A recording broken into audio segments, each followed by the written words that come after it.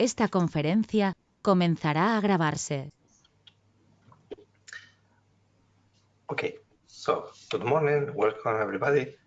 As you know, we will record this session and share it in the ECCP.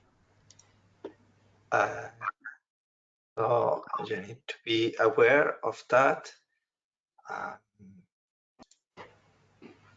You are very welcome to the special session. We will dedicate 4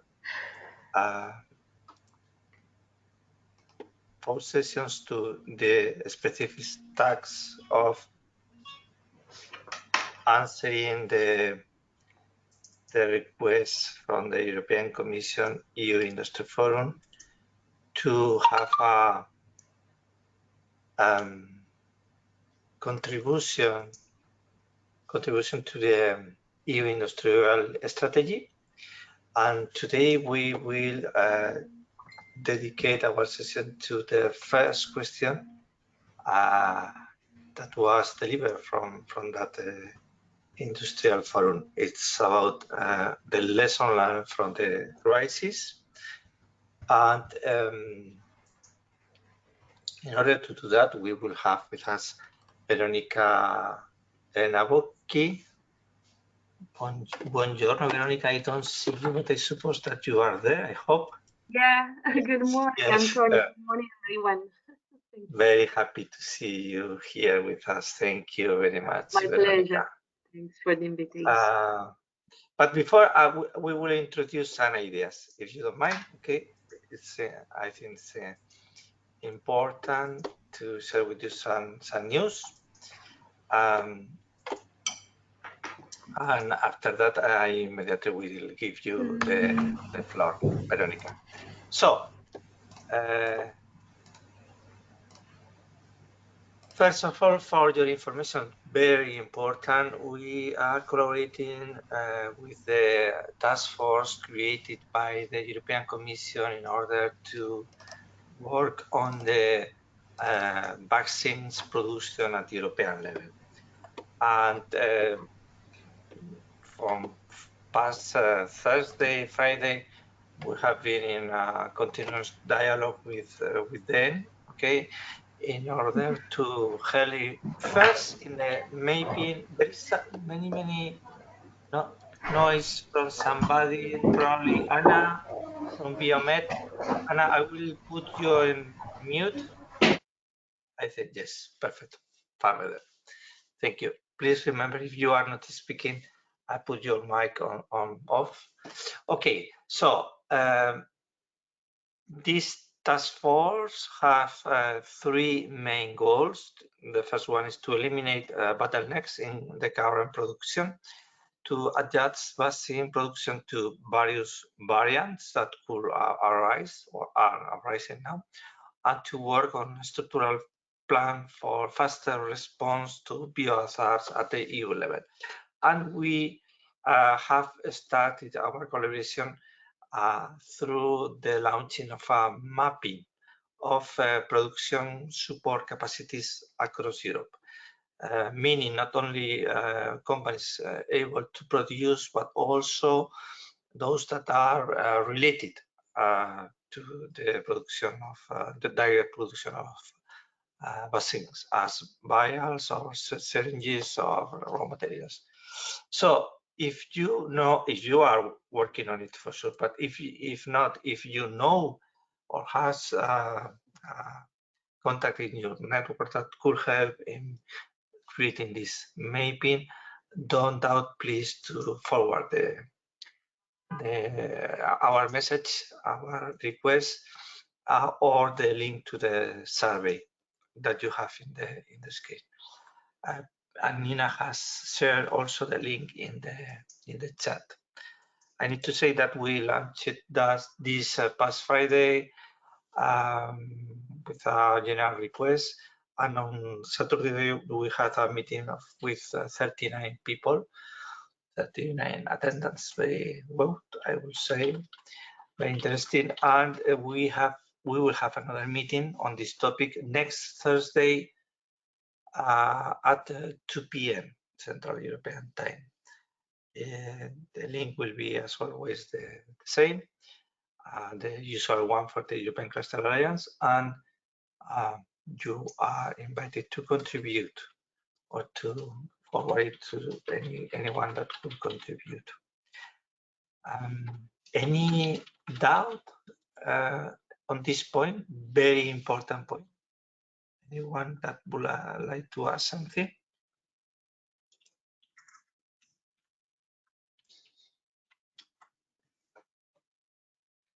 If not, we will continue. Thank you. Okay, the second note is about the new European Cluster Collaboration Platform. It has been relaunched.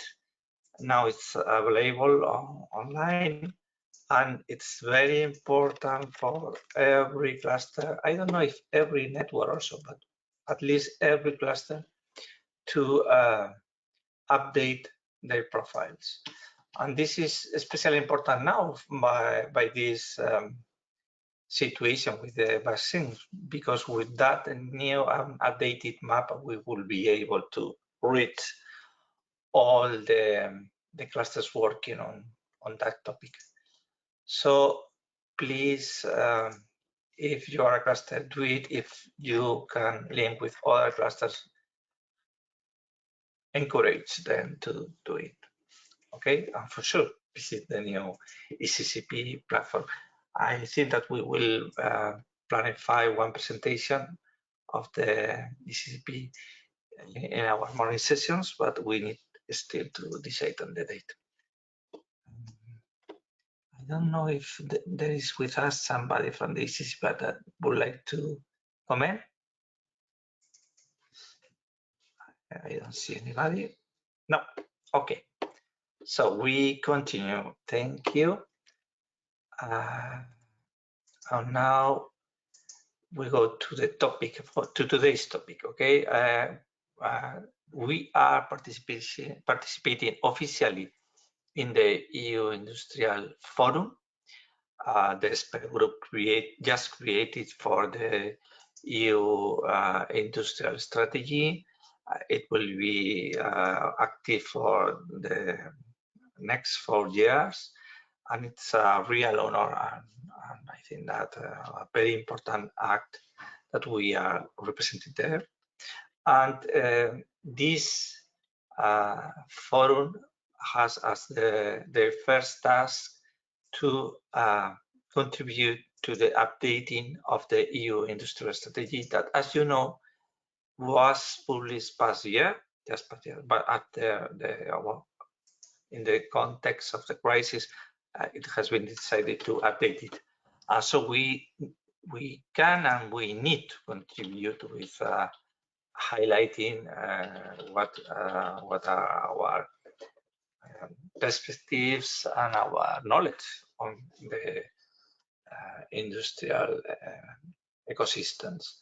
So, as you know, there are three main priorities: green, digital, and resilience, competitiveness. And we received 3 questions to answer, okay? And they need to be answered before the end of the next 18th. So the question are, what lessons have you drawn from the COVID-19 crisis of relevance for our industrial strategy? How can the ecosystem and partnerships approach best help to address some of your challenges and build linkages with recovery investments? And what do you see as the biggest obstacles for building up strategic capacities to successfully master the green and digital transition? We have created also a survey for recovering answers on these questions. I'm pretty sure that you have received the invitation to fulfill it. And we will bring here some of those answers, but also some speakers to comment, okay? And today we have with us, and it's a real honor, Veronica Elena Bocchi from the Tech Fair in Italy. Welcome, Veronica. Would you share with us your views on this question?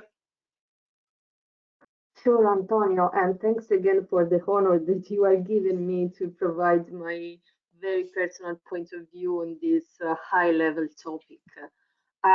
You gave me the opportunity to reread the EU industrial strategy that was launched in March, and March was Europe was not so hardly affected by COVID outbreak. So I was once again amazed by the vision behind this strategy and how it was able also before COVID to address the main challenges that Europe has to address.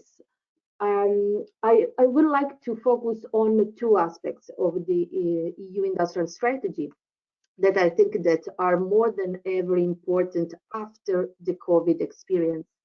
One is about the level playing field, okay, one between the several hexagons that you were showing.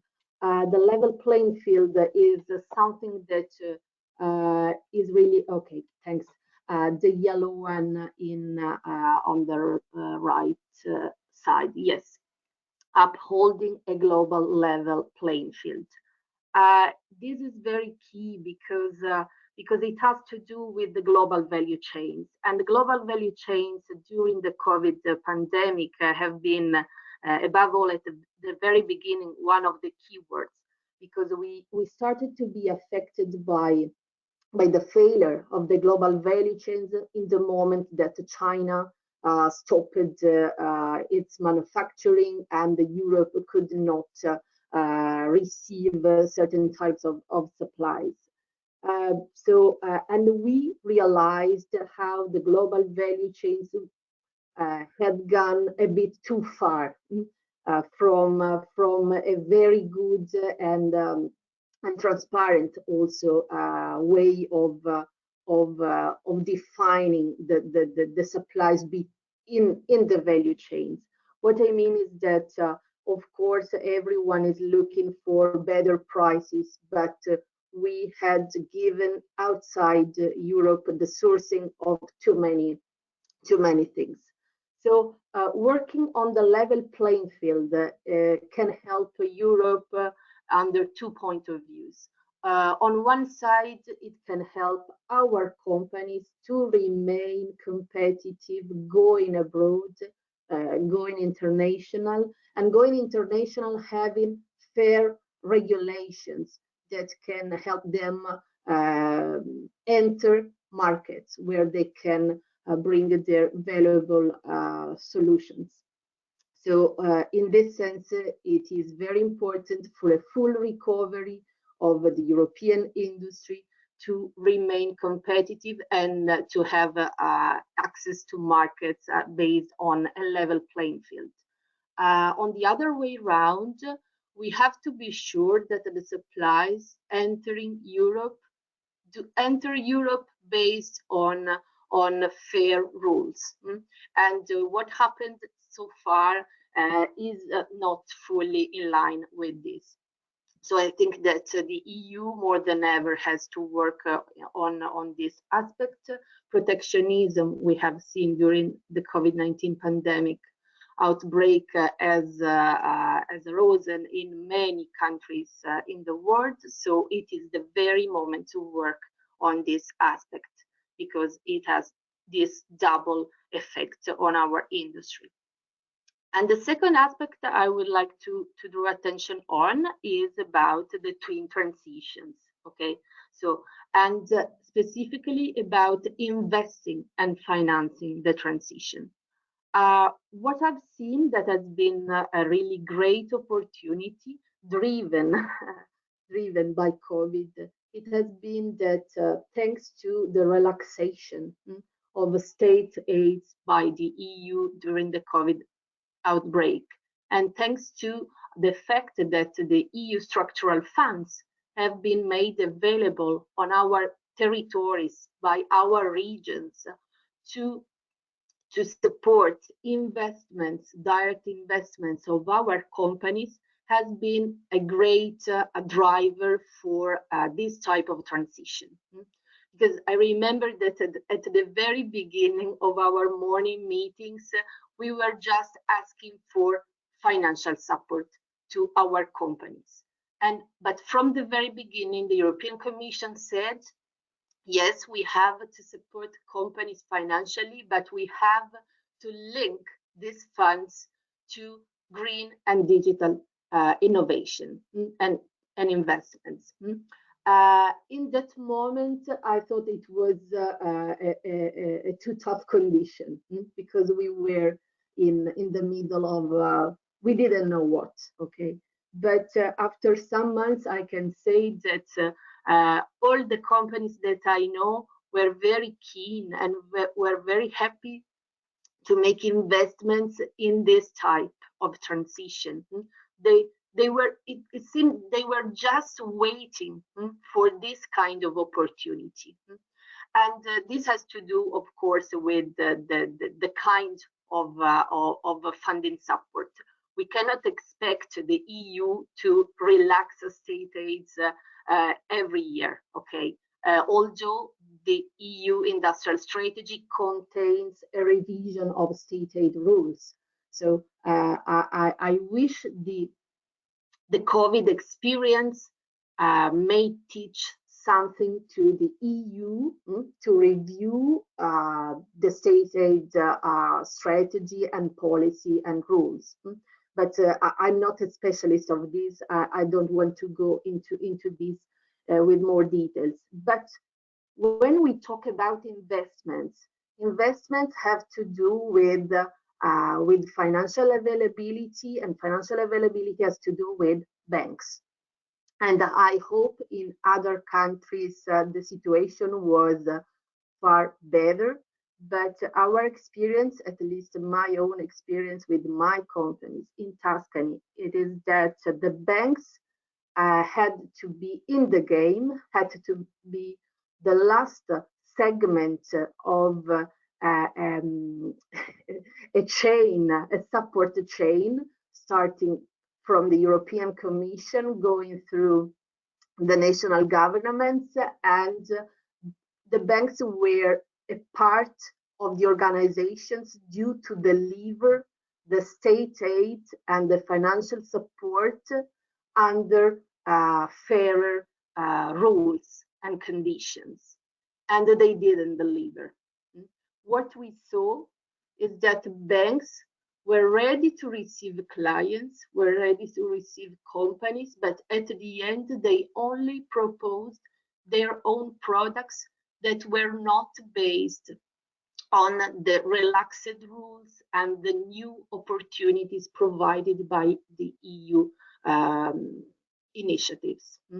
So my last comment is that I think that if we want to address a full EU industrial strategy, we must include in the picture the role of the banks and avoid that the banks, also based on the Basilea rules that are very strict, can play their games without any monitoring possibility from some type of organization.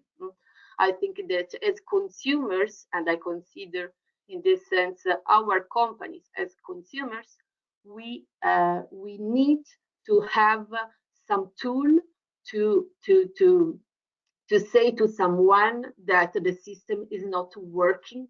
And although the banks have to follow their own Basilea rules, but they are not also following some other rules that are provided by other institutions in Europe or at the national level. Otherwise, we are once again alone. We have a full set of opportunities, but at the end, we cannot exploit them fully.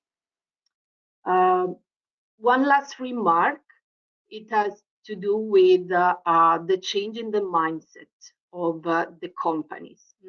because all this happened in such a few number of months. And what I can say is that the companies have made a rapid change while embracing these new opportunities, forced opportunities, of course, but they have also understood that they had to change themselves. And the cultural change that they have started is a good thing. And I think that we have to keep the momentum and support as clusters and support our companies to embrace a full path of change in their organization, in the way they operate. It has to do with the way they involve and exploit the open innovation within their company. Okay, so making the most of every employee idea, making the most of internal collaboration, and becoming more competitive and more resilient also through this. So the organization, the internal organization, is a further aspect that is not, is somehow skilling and upskilling is, of course, in the industrial strategy. But what I mean is that companies don't only need a technical upskilling, they also need cultural upskilling. And open innovation and workplace innovation can be key in this type of transition. That's all from my side. Grazie mille, Veronica. Very interesting points. I will encourage you to include them in the survey, to write them for us. And I think they will be a great contribution to our position paper. But anyway, now the floor is open for discussion. The rest of the attendants, do you agree with Veronica? Would you challenge some ideas, or would you add more views? This is an open discussion. Hello, Antonio. I see. Please. Hello, Alberto. Yes, okay.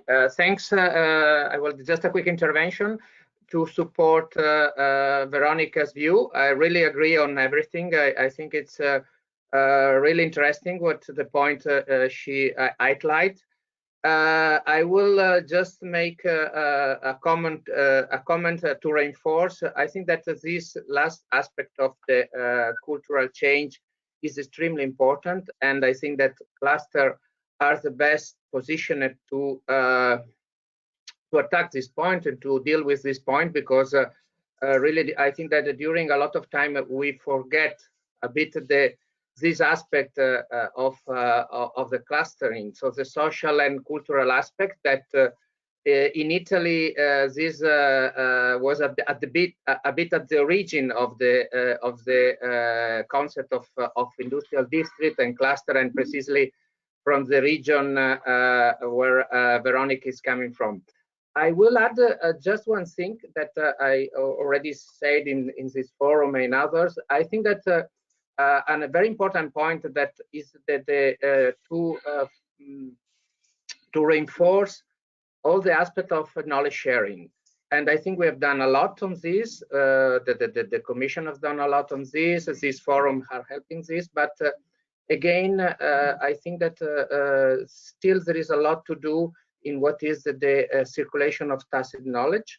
And this is something that it's difficult, it's hard to implement, and it could be done only with two elements for me: that the people knows a bit more in details what everybody is doing, and not only by the publication or by the document we can share, but really the know-how, the skills, the soft skill of each one of the person and the class as a cluster. And the other one that in some ways this is incentivized And here, well, there are different mechanisms, but just to launch this idea, I think the aspect that Veronica shared are very important and fully subscribe it. So I stop here to not to monopolize the discussion. Grazie mille, Alberto. Perfect. Thank you. I think that there was another person trying to participate to speak before. If not, any other contribution? There is a question from Jaime Quesado in the chat. So Okay. yeah, it says, from your experience, how can we mobilize the companies, universities, and centers of competence to be effective players in this new strategy? And what do you think can be the role of governments in this future agenda? Well, of course, I would start from the end. So the role of governments in industrial agenda, of course, has to be necessarily key. The fact is that I don't know, of course, what the situation is in your countries, but my country in this very moment is changing government, and the change of government is taking place because it seems they were not delivering a very good recovery plan. So if we are not able to deliver a good recovery plan, I fear we are not able to deliver an industrial strategy and a future agenda. But apart from this, I think that, of course, the role of governments is key.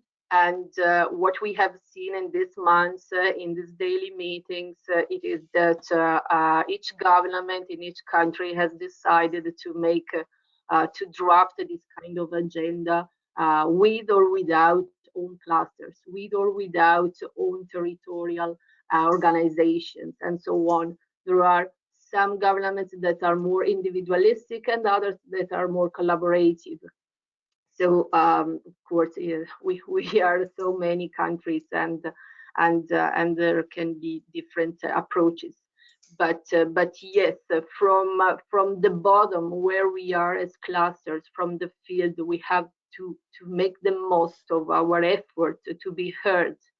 And if they're not inviting us, I think that we have to deliver also without them, working with the companies and the universities and the centers of competence that you are citing, because they are our daily collaborators. And the type of solutions, even before COVID, that we were trying to define and identify, our job is with companies and universities and the like.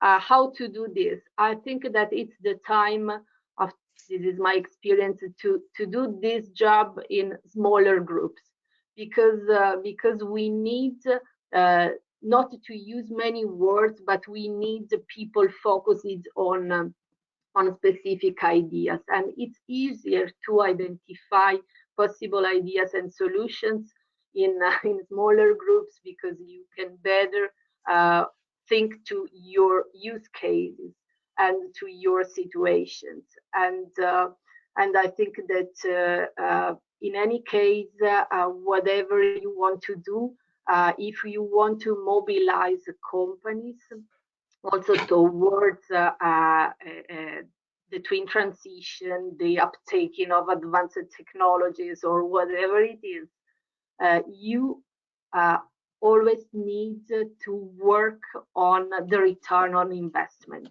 You have to make clear to your companies how they can benefit from this.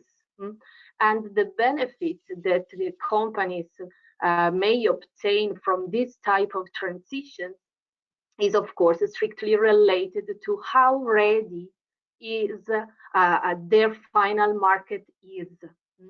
Because I hear my companies saying, okay, I would do with much pleasure this kind of innovation, but does the large company, will the large company buy my innovation?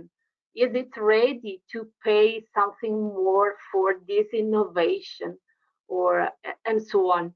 So I think that when we look at any industrial strategy, we have to look, of course, at the offer side.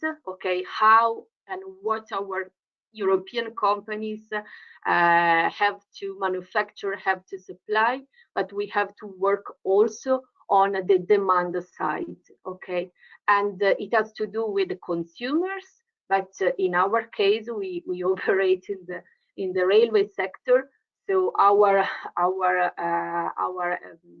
final market is public.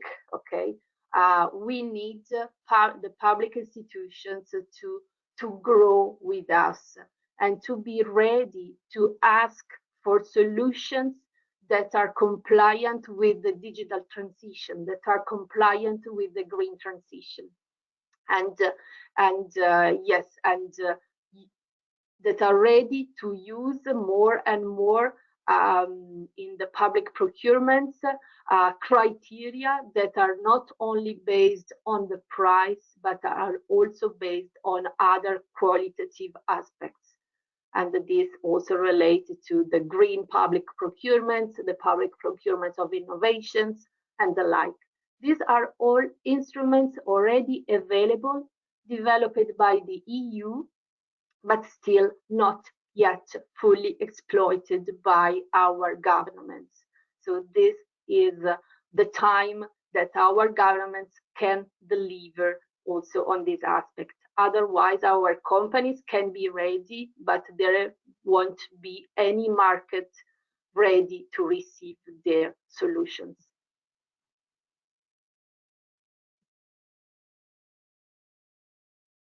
Thank you again, Veronica. Brilliant, brilliant. So, okay, any other contributions to the question? I will remember the questions. What lessons have you drawn from the COVID-19 crisis? And this is a session just to bring them to the discussion and to summarize the lessons learned from our side. I see a lot of very, I'm sure, very expert people here, and I'm sure that you could contribute with your views. What else?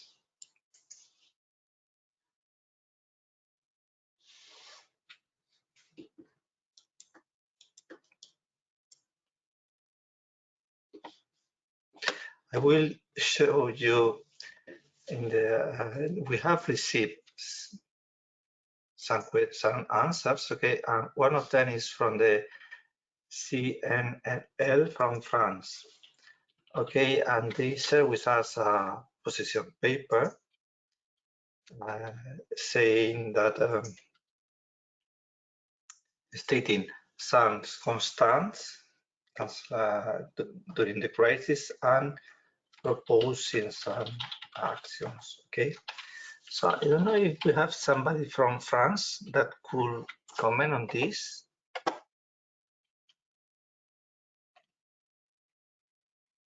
I don't see now. Okay. It's clear that one lesson learned for me, it's clear, is that during crisis, it's very important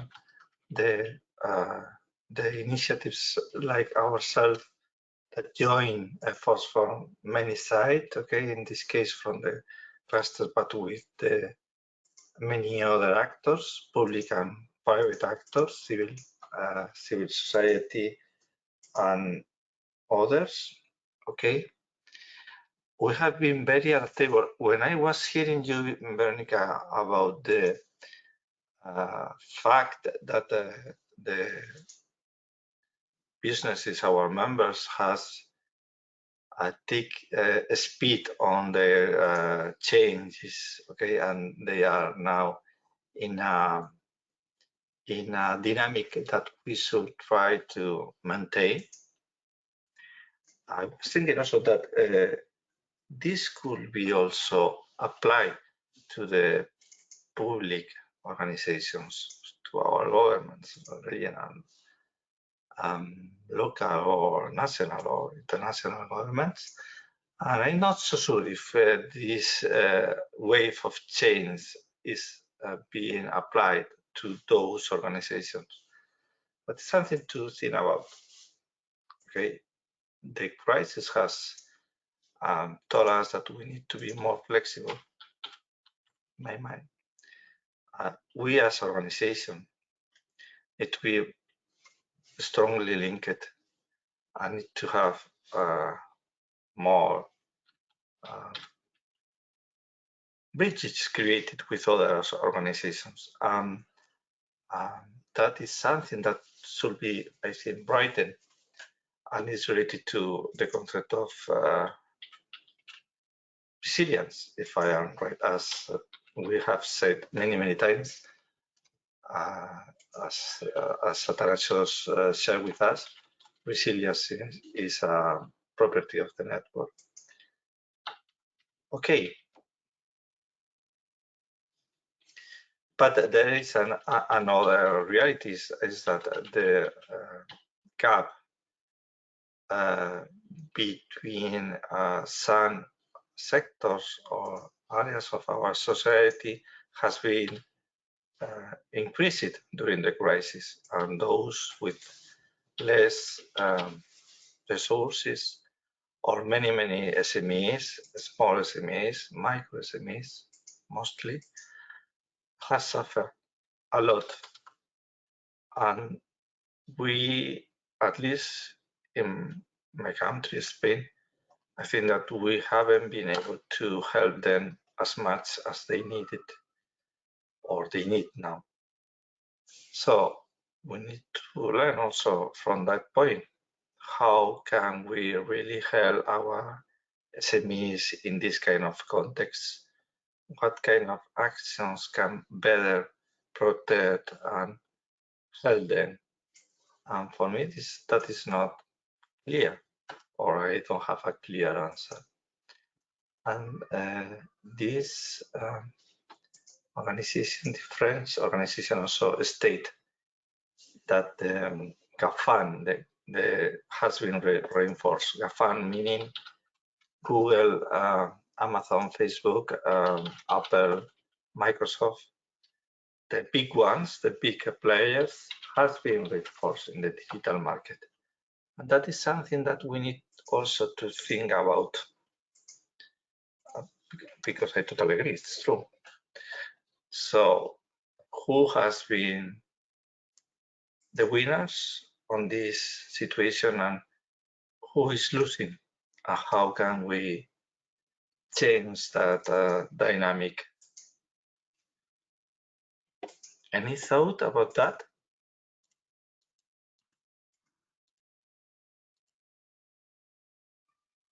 I think, Antonio, that you raised a very good point that is about, yes, also how we changed the way we buy we buy daily products, and the fact that being forced to in order to reduce mobility, having been forced to buy online, also this has accelerated the shift into value chains, and of course some big leaders, not at all European, have become richer and richer thanks to this, because we were not ready. We had not created the European way to Amazon, European way to other type of sourcing.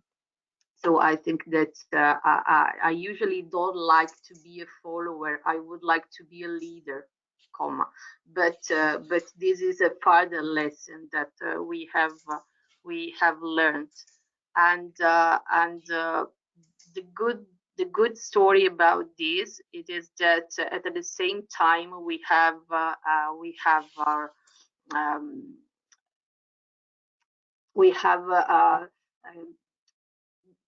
brought value once again to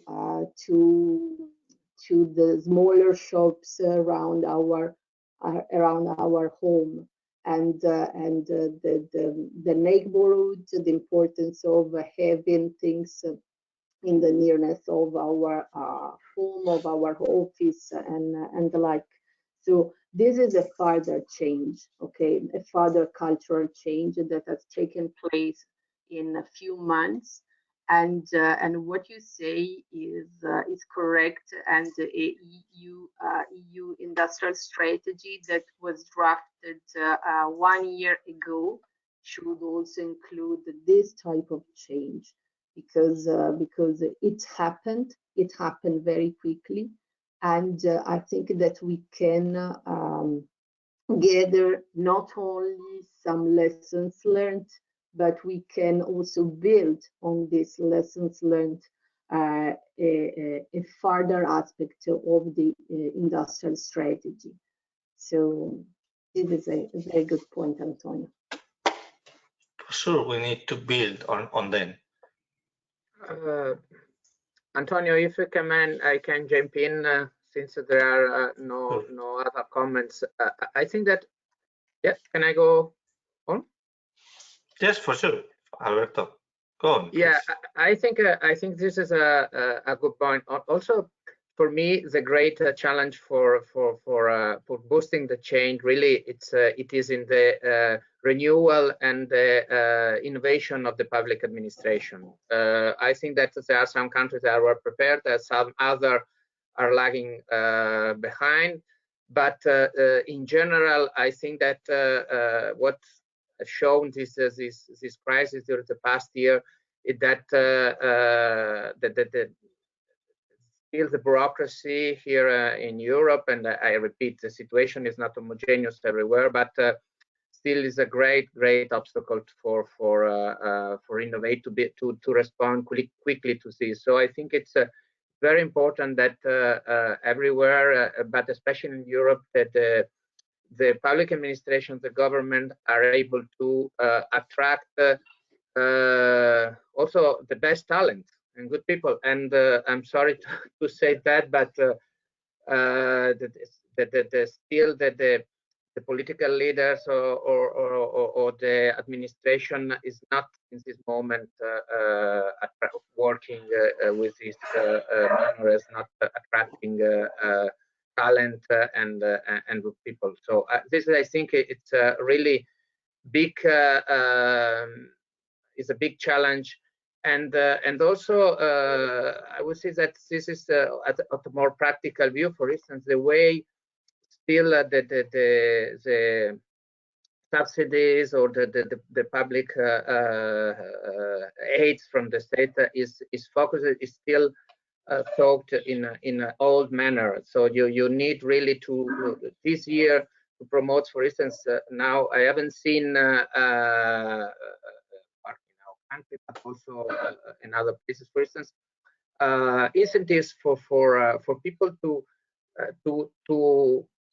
attack one of the challenges that we have, for instance, here in Spain regarding this unbalancing in the distribution of the population. So some incentives, for instance, for people for moving to more rural areas, that now that is more possible with the teleworking and these kind of things.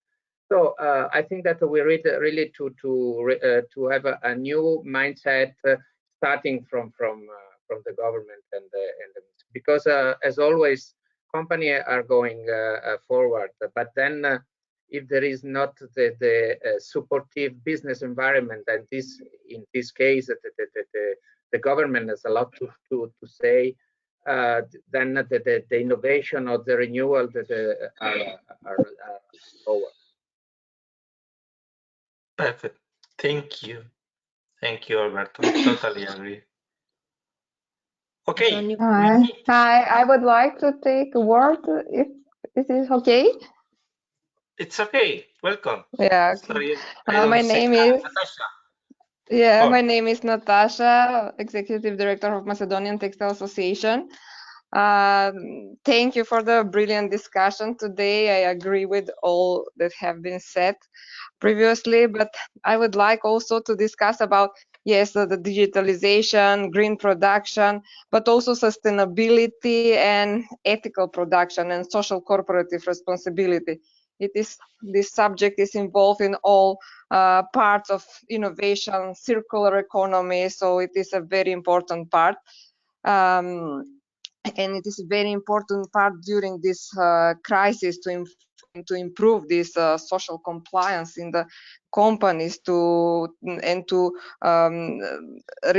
be more responsible, to be more open and all companies in the supply chain to be implementing this social responsible production and social compliance. So I think it is a very important issue that should be developed to support companies because I'm coming from the association that are most of the members are producers. So for them, this issue is very important, especially that it is also requested by their clients, buyers, but also they are requesting it from their suppliers. So I think we should put an accent on this subject also in the future. I'm sure that you have plenty of people here that totally agree with that. Natasha, it's very welcome the comment. We have been discussing about that social responsibility, and we totally agree. Any comment from? Yes, Nata, building on what you said, we have been talking a lot during the webinars also on social economy, which is a very specific area for industry, but it is still an industrial area in this sense. And I think we see here in the EU industrial industry, one of the pillars is embedding a spirit of industrial innovation.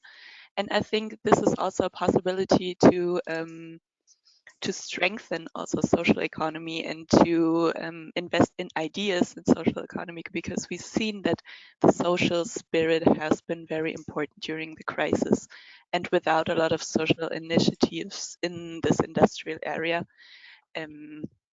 which helped during the crisis and put a lot of value for people suffering direct consequences. Many people would have been worse during the crisis. So I think that investing in social economy itself, which is linked to social corporate responsibility, but it's also a different area of activity, but strengthening this area of activity could be very interesting and needs to be further developed, because a lot of if I remember correctly, Carol saying in past webinars, it already makes up a certain percentage of our European recovery, but there's still room for improvement to increase this percentage of what social economy makes of our industry and the market. And again, Alberto could speak a lot about social responsibility from the cluster approach and from the industry approach. Marta Perez. Good morning to all. Marta Perez from the cluster Portugal Mineral Resources. Thank you for this morning. I just want to say three notes. That is, in addition to the importance of the value chains and the need for our independence, I think what we learned most was about the SMEs resilience and how they are quickly making the transition to digital procedures here in Portugal. Another lesson is we need less bureaucracy, both in national and European level. And finally, I would like to highlight that this crisis linked Europe And we have now an opportunity to discuss and work together in the success of the industrial strategy. It's just that. Thank you. It's perfect. Obrigado, Marta. De nada, Antonio. Wonderful. Yes, we totally agree with that. I see that Aurora is also raising the hand or commenting. Aurora, welcome. Bon dia. Good morning, all. Well, I'm just like everyone else, not forgetting what we've talked during the first wave, and sure agreeing with everyone who talked about the social. It's really important, but also in terms of the companies themselves. We should not forget these aims of competing in a different way with the rest of the world, not being dependent. And this is only doable if we think cross Europe, not only country by country. You are It's totally what right. I see now being doing is again everyone thinking about themselves alone. And this is a pity. Could you repeat that last phrase, because I Yeah, didn't understood. I think it is a pity, but every country is thinking by themselves again. Even the large numbers of these large financial of Europe is creating that because the amount of money put on horizon is so small compared with the country by country numbers. I think it's a pity. The approach of making the recovery plans country by country, you mean? I understand. Yeah, that's it. Yeah, that was a very hot topic. We cannot change that now, but I agree. For me, it was. Yeah, it would be better if the approach would have been common. We cannot change, but we can think lateral to that without losing the money that is given country by country. If we put the industry thinking together and acting together with the money coming from each of the controllers, which are the countries. I also understand. Sorry, I also understand that the responsibility of each country has to be kept, and so the control of making the application of each cent with responsibles country by country does not stop. We should be the ones who make it happen globally.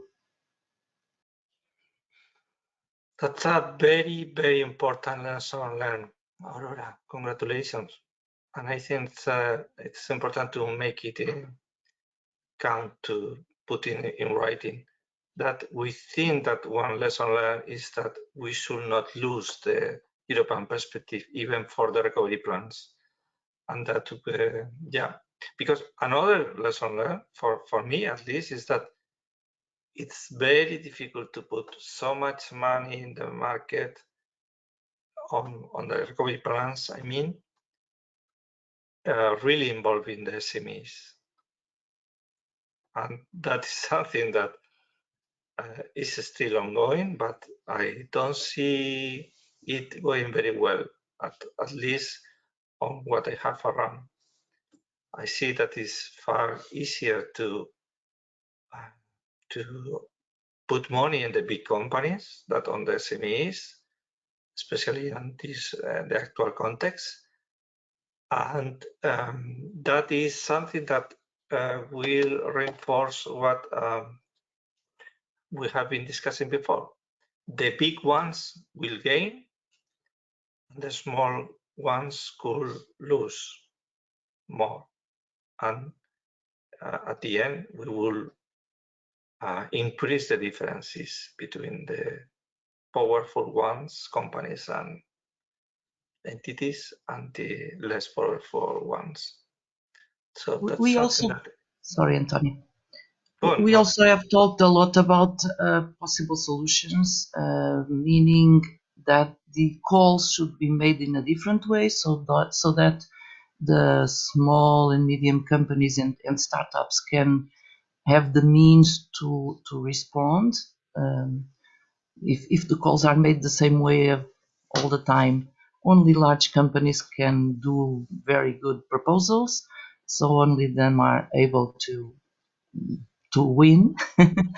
And that's not a problem. They have the scale, so they can do large things which Europe needs, but they should or be obliged or be more valued if they integrate the other ones.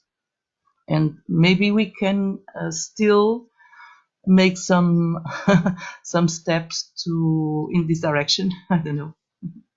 Yeah, I think so. At least state it. Okay, we have 5 minutes, and I want to give the word also to, sorry, because I don't remember the name, to Anna from Biomed to speak about the vaccines again. But before that, just one last comment about the question that we are speaking about today. What lessons have you drawn from the COVID-19 crisis? Who is the last to comment on this point?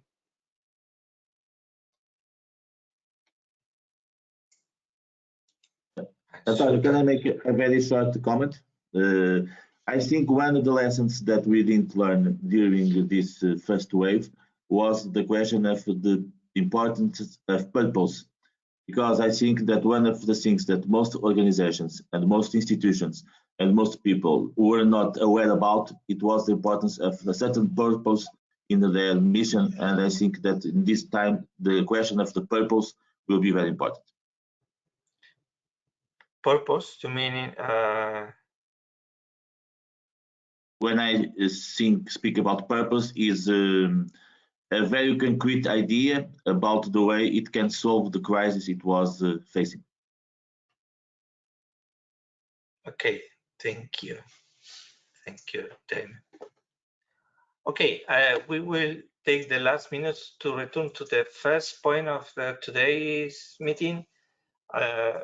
For those that were not with us at the beginning, we are coordinating, coordinating the creation of a map of production support capacities for vaccines here in Europe, in collaboration with the European Commission and the task force that is working on that. And I see that we have with us one company working on that area. Anna from IBSS Biomed. Yes, hello. Welcome, Anna. Are you working on vaccines? Yes, our company is working on vaccines, but the classical bacterial vaccine. So unfortunately, we were not present on Saturday meeting, but we potentially could be interested in introducing this mRNA technology in our company. That's very good to know. So you are invited. First, did you receive the questionnaire, or you have it in the link that Nina has shared? Please answer it, and you are invited to join us next Thursday at 2 p.m. Okay. Okay, thank you. It will be very good to have you with us and to share your knowledge. And also, if you know of companies working on this field that could help us on this mapping, don't hesitate, please, to forward them the invitation, meaning